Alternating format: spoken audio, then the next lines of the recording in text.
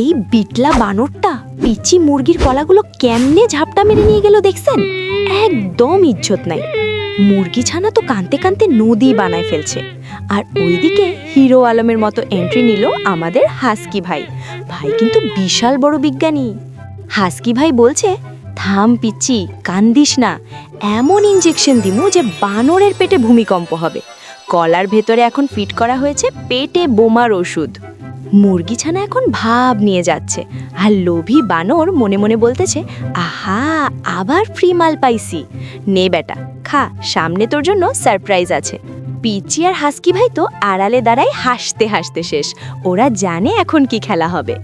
যেই না দিছে কামড়, অমনি শুরু হয়েছে পেটের মধ্যে ডিজে পার্টি।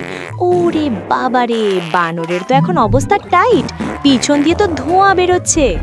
এইবার বুঝলি তো, অন্যের মাল খাইবি তো এমন ডলা খাইবি।